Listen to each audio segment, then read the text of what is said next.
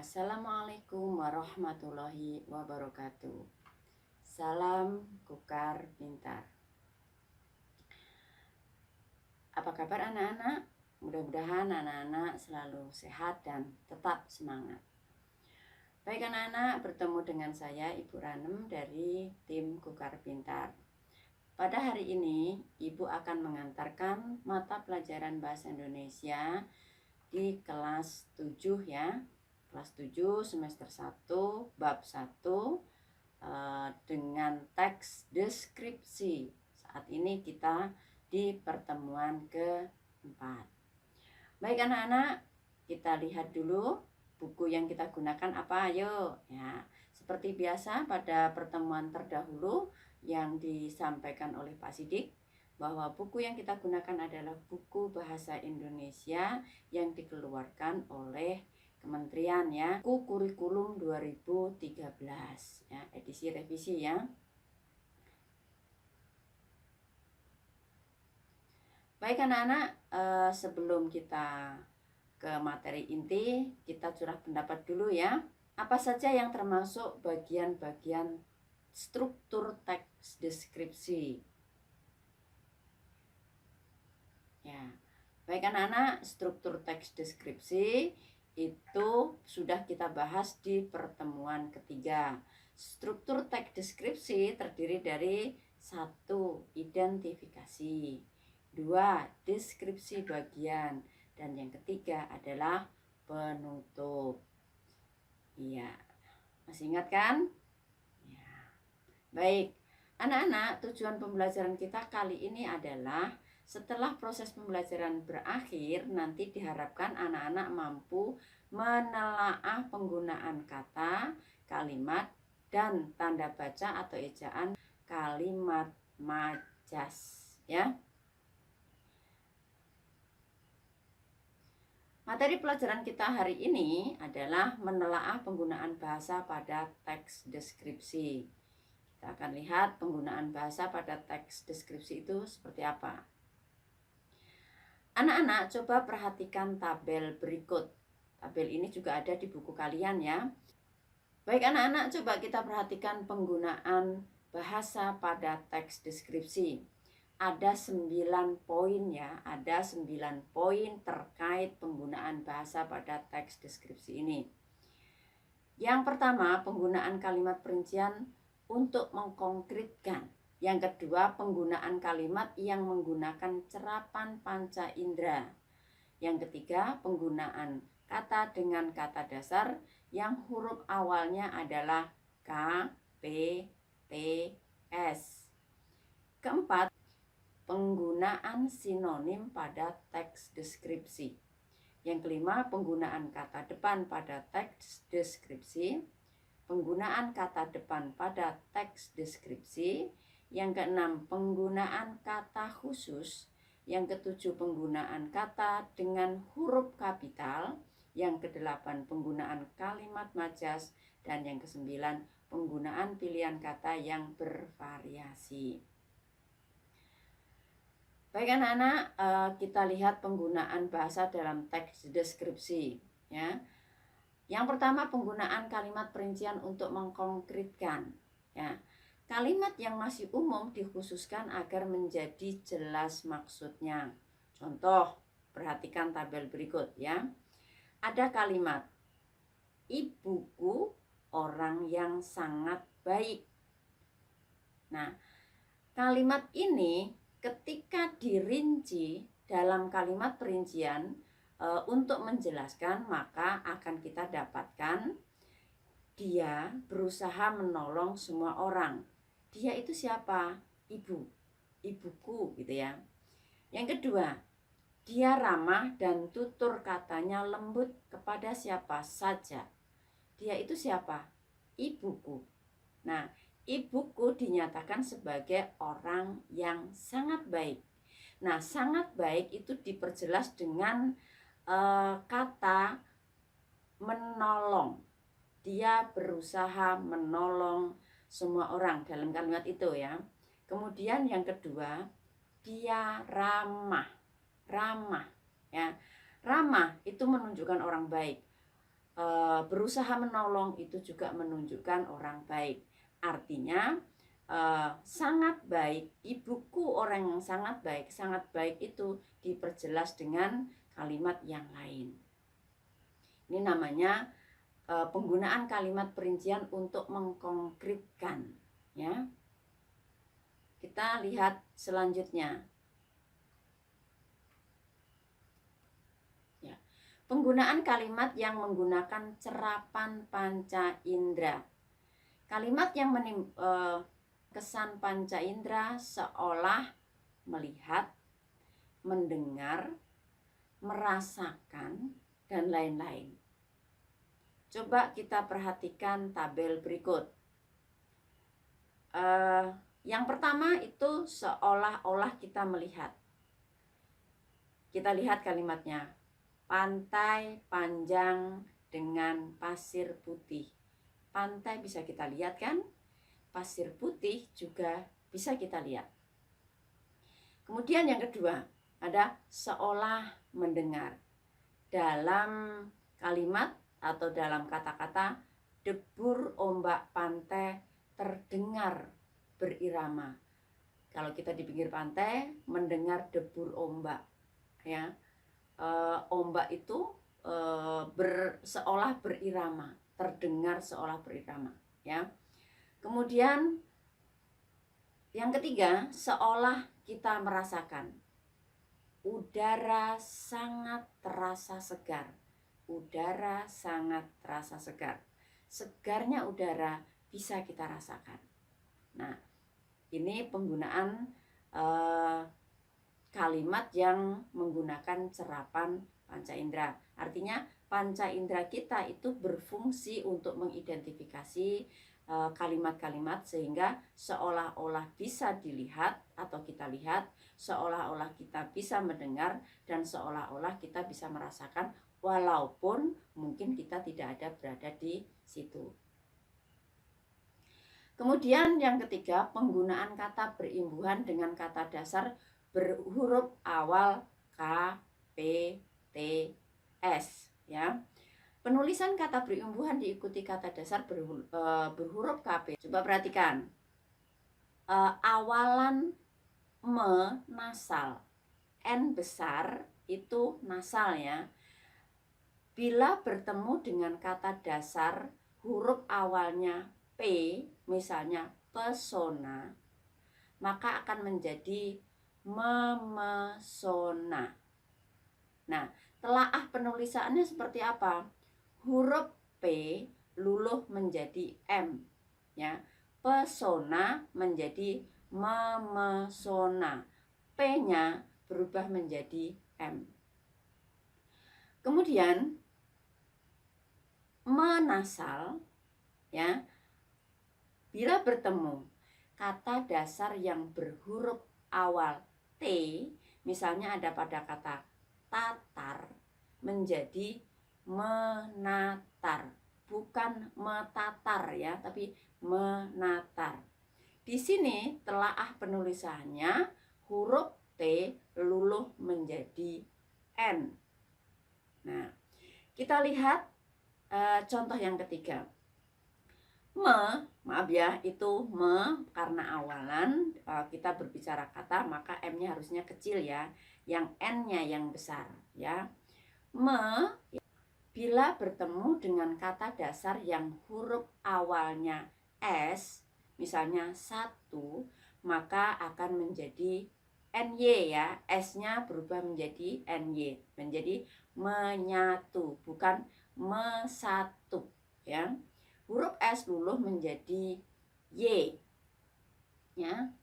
Kemudian menasal bila bertemu dengan kata dasar yang huruf awalnya K, misalnya kuat, maka akan menjadi menguat, bukan mekuat, ya.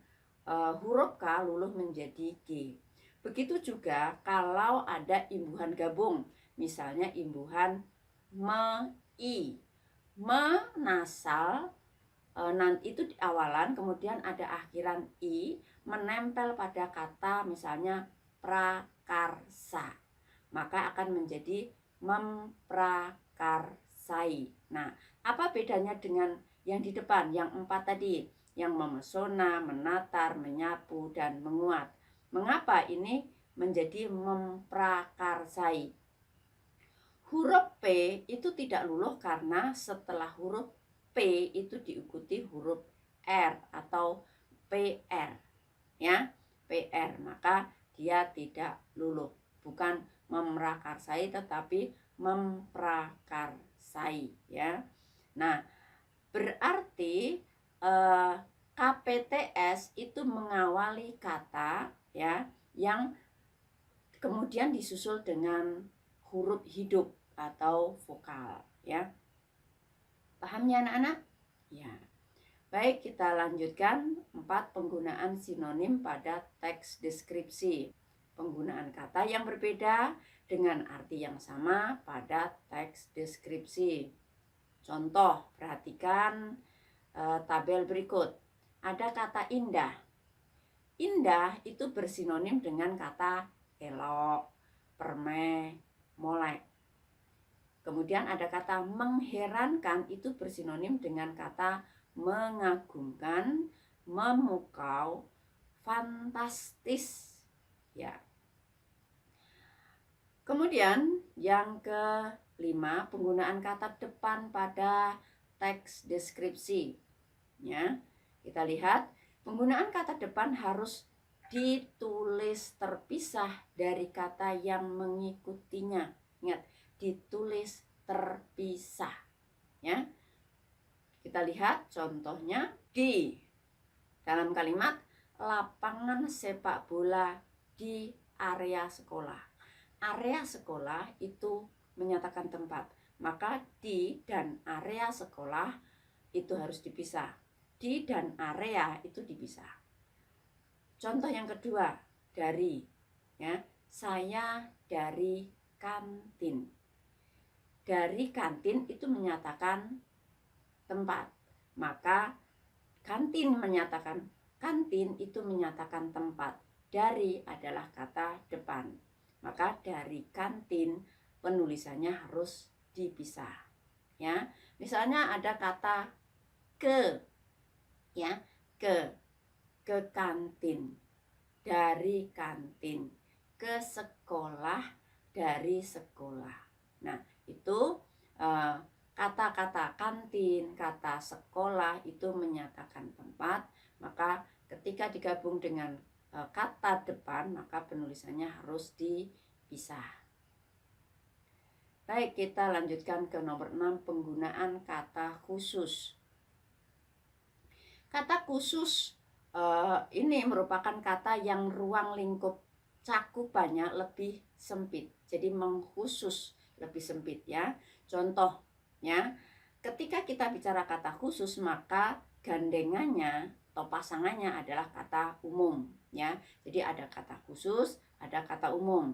Misalnya, pada kata umum kita mengenal hewan peliharaan, maka kata khususnya bisa anjing, kucing, burung. Mengapa bisa demikian? Karena kata-kata anjing, kucing, burung, binatang itu merupakan kelompok dari hewan peliharaan. Begitu juga dengan kata melihat.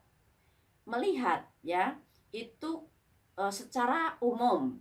Secara khususnya bisa menonton, menyaksikan, memandang, mengamati, atau apalagi misalnya memelototi, melotot misalnya, begitu ya, mengintip, itu juga bagian dari melihat.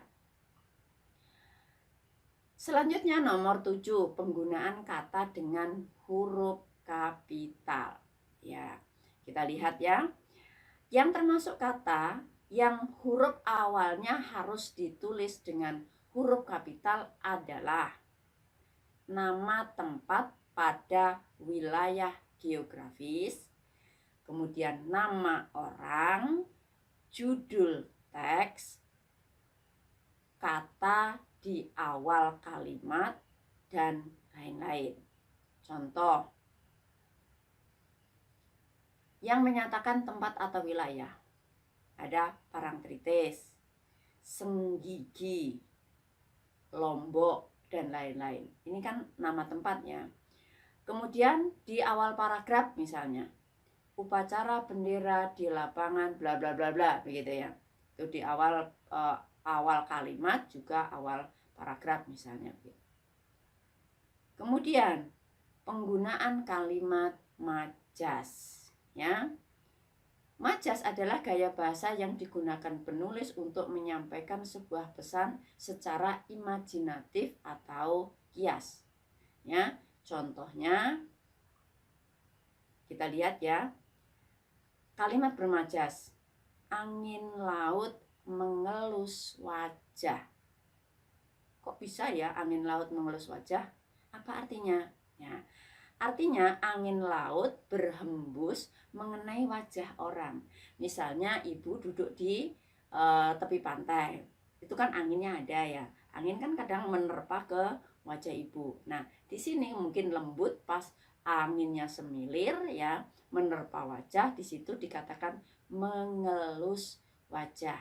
Nah, ini artinya anginnya itu berhembus mengenai wajah orang yang ada di sekitar pantai itu, ya. Itu namanya penggunaan majas atau gaya bahasa.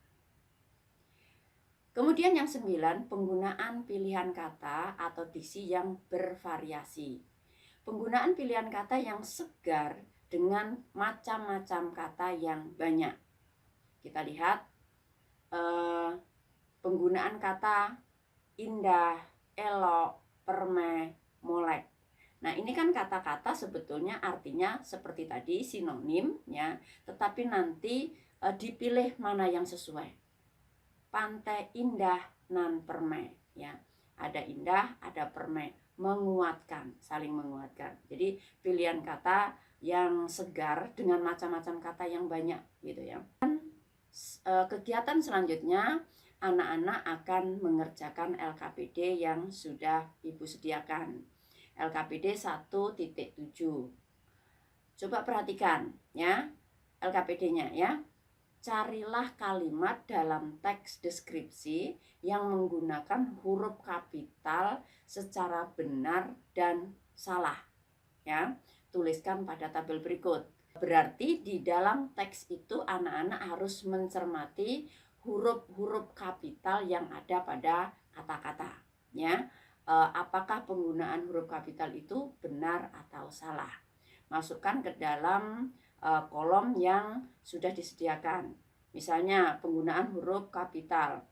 Pantai Senggigi terletak di Provinsi Nusa Tenggara Barat. Jawabannya benar. Alasannya penggunaan huruf kapital tepat karena digunakan pada awal kalimat dan penggunaan unsur nama geografis. Yang dimaksud awal kalimat yang mana? Pantai. Itu awal kalimat ya. Jadi kata pantai itu mengawali sebuah kalimat. Kemudian senggigi nama tempat, letak geografis, maka S-nya harus kapital. Begitu juga dengan Provinsi Nusa Tenggara Barat. Itu juga menyatakan letak geografis atau nama geografis, maka harus ditulis dengan huruf kapital. Nanti anak-anak cari kata-kata yang salah atau kata yang benar, tunjukkan di situ, tuliskan di dalam kolom yang tersedia, berikan alasannya. Kemudian setelah kalian mendapatkan itu, perbaiki kesalahan penggunaan bahasa atau tanda baca atau ejaan pada paparan berikut. A. Pulau Madura keberadaannya di sebelah utara kota Surabaya. B. Dia pergi membeli jeruk bali di pasar. C. Indonesia banyak memiliki pulau-pulau terpencil. Nah, di situ ada 3 kalimat. Perbaiki kesalahan penggunaan bahasanya atau tanda bacanya atau ejaannya. Kira-kira mana yang salah? perbaiki ya. Oke, paham? Baik anak-anak, yang ketiga, daftarlah kata depan di dan kata berimbuhan di pada kedua teks halaman 12 sampai 14. Telaah benar atau salah. Perhatikan contoh yang sudah ada pada buku kalian atau pada tabel berikut. Misalnya kata depan, di pantai. Ya. Kata berimbuhannya dipentaskan. Nah, di pantai benar penulisannya. Salah. Karena benar maka dicentang yang benar. Nanti kalau ada yang salah berarti yang dicentang adalah yang salah, gitu. Ya. Jadi dicari kata perbedaannya benar atau salah, ya. Di pantai, pantai menyatakan tempat, maka penulisan di harus dipisah. Kemudian dipentaskan itu tidak menyatakan tempat, tetapi menyatakan kerja, ya. Berarti awalan, ya. Di sini awalan, ya. Maka awalan di harus ditulis serangkai, gitu ya. Baik anak-anak, kita lanjutkan, ya. Itulah tugas yang harus kalian selesaikan. Ada 3 tugas ya, terkait penggunaan kaidah kebahasaan pada teks deskripsi. Setelah kalian selesaikan tugas itu, buatlah mind mapping sesuai dengan kreativitas anak-anak. Baik anak-anak, pertemuan kita Ibu rasa cukup ya. Terima kasih atas perhatian anak-anak. Kita akan berjumpa pada pembelajaran selanjutnya dengan materi lanjutan dari materi saat ini, masih di teks deskripsi ya. Ya, masih di teks deskripsi. Selamat belajar, semoga kita tetap semangat, semoga kita tetap sehat, dan kita bertemu pada pertemuan selanjutnya. Billahi taufiq wal hidayah. Wassalamualaikum warahmatullahi wabarakatuh. Salam Kukar Pintar.